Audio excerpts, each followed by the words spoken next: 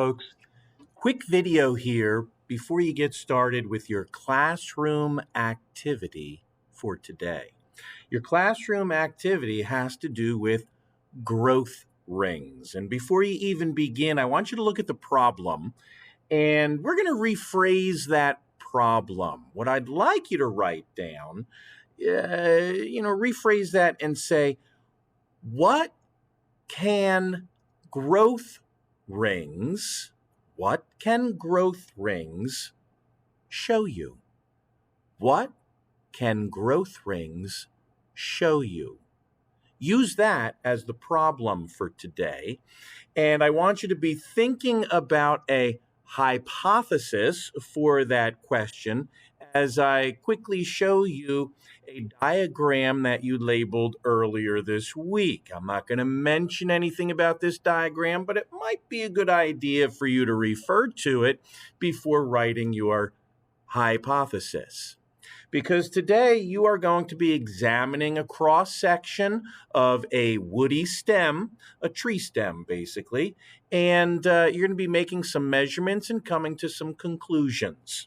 So if you need some time, you can pause this video while you write your hypothesis. Now that we're back, I just want to point something out to you on the observation section as well. We are on page 114, and your data on the left-hand side.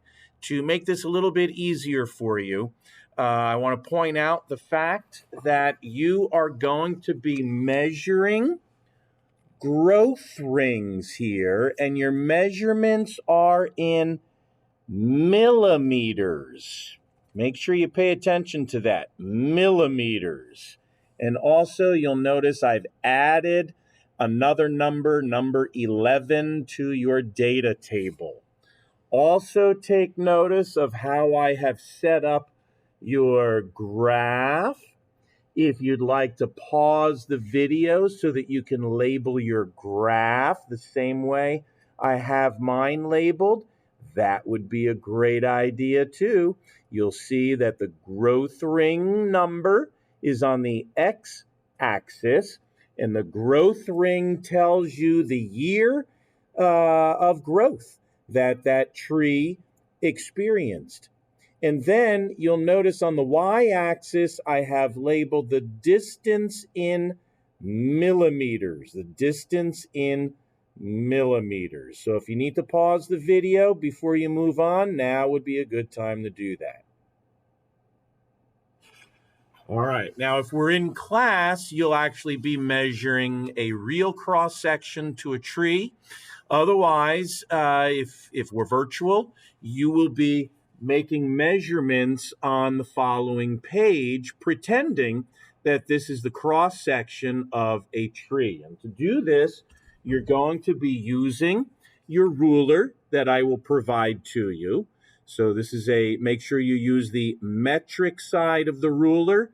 And remember that in the metric system, it's a decimal system. It's a base 10 system. And these numbers that you see are the centimeters. And think about how many millimeters are in a centimeter.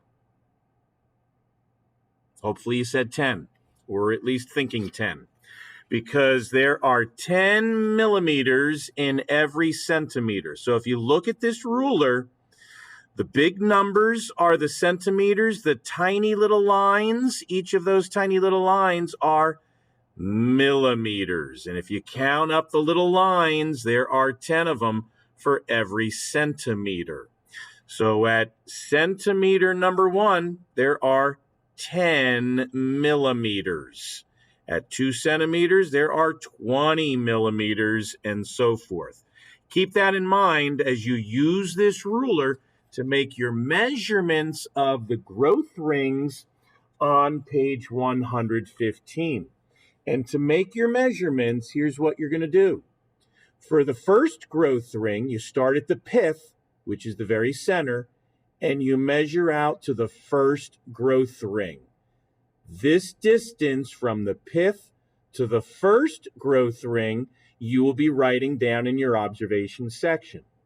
The second growth ring will be from this point to the next growth ring. So don't measure from the pith out, measure from the first growth ring to the second growth ring. Likewise, your third growth ring will be from the second to the third growth ring, and you'll follow that format all the way out to the last growth ring. Once you have collected all of that data, all of those measurements, you will then plot your data on the graph here. And then we'll have opportunity to discuss your findings. But think about this diagram as we discuss your findings. Read the questions and answer the questions under your observation section, and we'll be able to discuss those when we're all finished. So take your time, have some fun measuring and plotting dots and drawing a line graph for this classroom activity.